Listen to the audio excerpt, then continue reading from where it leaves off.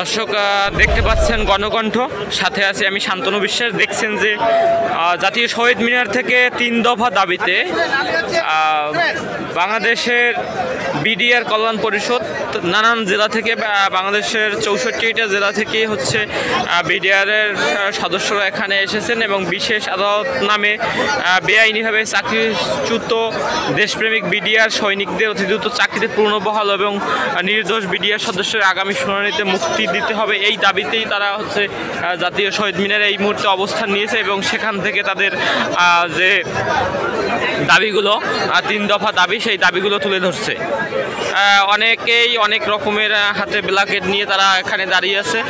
বিডিআরদের সদস্য, বিডিআরদের যে সদস্যদের, বিডিআর সদস্যদের যে অনেকের ছেলেরা এসেছে, অনেকের ভাই এসেছে, যাদের ওয়াইফ মেয়ে তারাও এসেছে 3 দফা দাবিতে জাতীয় শহীদ মিনারে তারা মানববন্ধন করছে এবং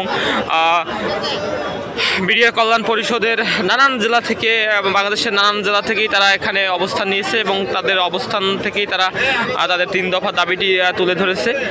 সেই শহীদ মিনার থেকেই আমি আসলে যুক্ত হয়েছি, আপনাদের দেখানোর চেষ্টা করছি। দর্শক,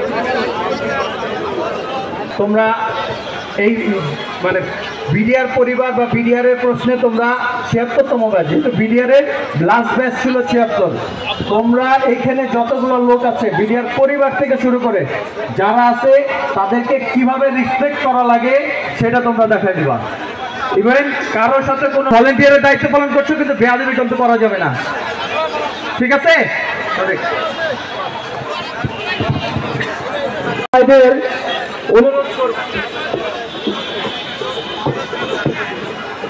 দর্শক, দেখছিলেন শহীদ মিনার থেকে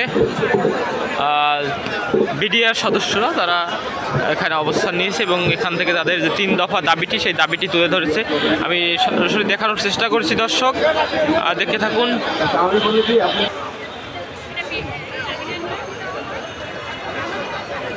এই দেশপ্রেমিক বিডিআর সীমান্ত যাবে আরেকবার, দেশপ্রেমিক বিডিআর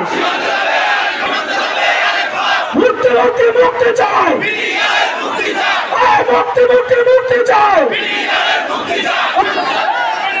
এই দেশপ্রেমিক বিডিআর, এই দেশপ্রেমিক বিডিআর,